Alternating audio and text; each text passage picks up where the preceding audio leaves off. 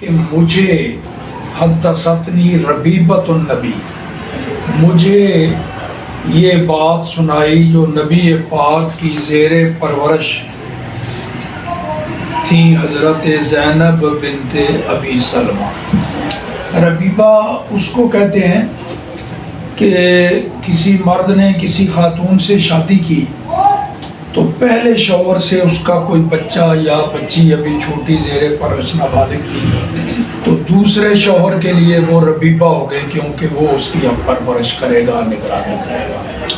تو حضرت ام سلمہ ام المومنین ہیں، نبی پاک نے ان سے شادی کی تو پہلے شوہر سے یہ بچی موجود تھی جن کا نام تھا حضرت زینب۔ تو انہوں نے مجھے خبر دی، کہتی ہیں میں نے رسول پاک سے یہ سنا، پوچھا کہ یا رسول اللہ صلی اللہ علیہ وسلم مجھے بتائیے کیا قبیلہ مضر سے ہیں آپ؟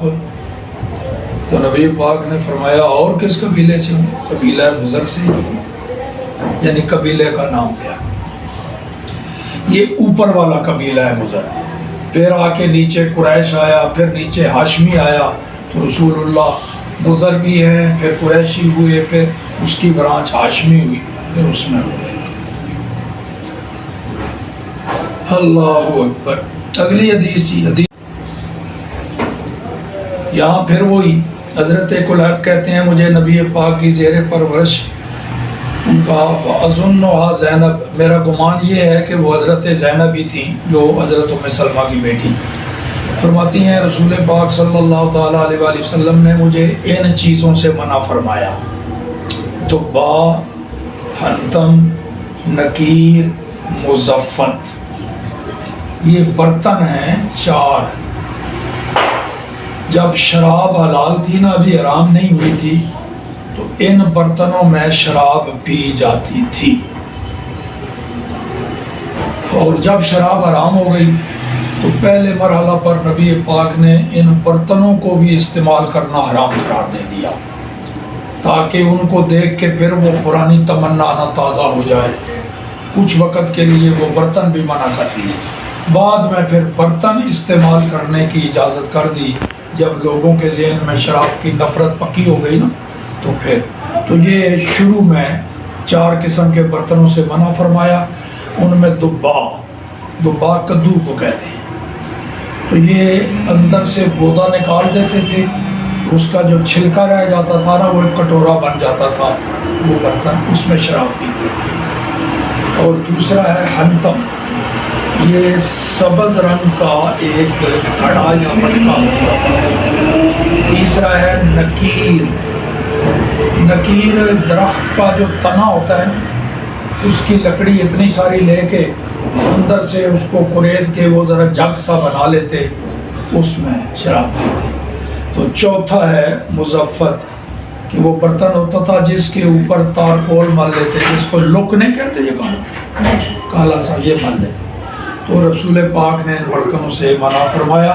بعد میں یہ حکم منسوخ ہو گیا، پھر برتنوں کے استعمال کی اجازت مل گئی، کیونکہ وہ پہلے جب منع کیا نا تو شراب کی نفرت پیدا کرنا تھی لوگوں کے دلوں میں کہ اتنی گندی شے ہے کہ جس برتن میں تم اس کو ڈالتے تھے وہ بھی نہ استعمال کرو۔ تو جب وہ اچھی طرح نفرت پکی ہو گئی تو پھر برتنوں کے استعمال کی اجازت مل گئی۔ یا مولا کرم۔ اب یہ وہی تفصیل جو حدیث میں مختصر آئی تھی نا قبائل کا، اور یہ وہ آگے ساری تفصیل اس کی بیان کر دی۔ حدیث نمبر 11، حضرت ابو ہریرہ رضی اللہ تعالیٰ عنہ فرماتے ہیں نبی پاک صلی اللہ علیہ وسلم نے فرمایا: تجدون الناس معادنا، لوگوں کو تم پاؤ گے جیسے کانیں ہوتی ہے نا، کسی کان سے سونا نکلتا ہے، کسی سے چاندی، کسی سے نمک، کسی سے کوئلہ، وہ جو پہاڑوں میں سے نکلتے ہیں، لوگ بھی ایسے ہی ہیں۔ لیکن جو دور جاہلیت میں تم سے بہتر تھے، اگر وہ مسلمان ہو جائیں تو پھر اسلام میں بھی وہ سردار ہی رہیں گے۔ اذا فقہوا، شرط یہ ہے کہ وہ دین کا علم حاصل کریں۔ اور تم لوگوں کو اس خلافت کے معاملے میں یوں پاؤ گے اشدہم لہم کراہیتاً، سب سے زیادہ مستحق حکمرانی کا وہ ہوگا جو اس کو ناپسند کرتا ہے، جو چاہتا ہے مجھے حکومت ملے وہ اس لائق نہیں، وہ لالچی ہے۔ تو جو بے نیاز ہے وہ لالچ نہیں کرتا، لوگ سمجھتے ہیں کہ یہ اس کام کے زیادہ لائق ہے تو وہ سب سے زیادہ مستحق ہے، کیونکہ اس نے خدمت دین کی کرنی ہے، لالچی نہیں ہے۔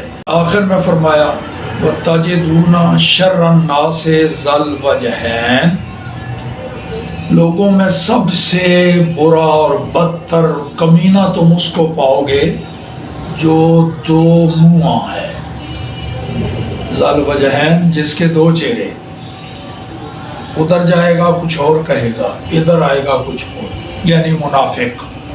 تو سب سے برا مخلوق میں وہ ہیں جو دو چہروں والا، مراد یہ کہ ایک طرف کچھ بات کہتا ہے دوسرے کو کچھ اور، وہی ہے یاتی ہاؤلائے بے وجہ و یاتی ہاؤلائے بے وجہ، ادھر اور چہرے کے ساتھ آئے گا ادھر، یہ منافقوں کی نشانی۔ اس میں قریش کی فضیلت کا بیان، اب فضیلتیں شروع ہو گئی نا، تو سب سے پہلے قریش قبیلے کی فضیلت۔ حضرت ابو ہریرہ رضی اللہ تعالیٰ عنہ فرماتے ہیں کہ نبی پاک صلی اللہ تعالیٰ علیہ وسلم نے فرمایا لوگ سارے تابع ہیں قریش کے، فی ھذا الشان، اس عہدے اور خلافت کے بارے میں۔ ان کے لوگوں کے جو مسلمان ہیں وہ قریش کے مسلمانوں کے تابع ہیں، اور لوگ جو کافر ہیں وہ قریش کے کافروں کے تابع ہیں۔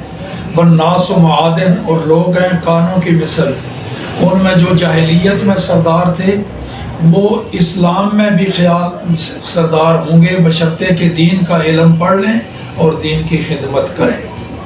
آگے وہی کہ خلافت کا سب سے زیادہ مستحق وہ ہوگا جو اس کو ناپسند جانتا ہے۔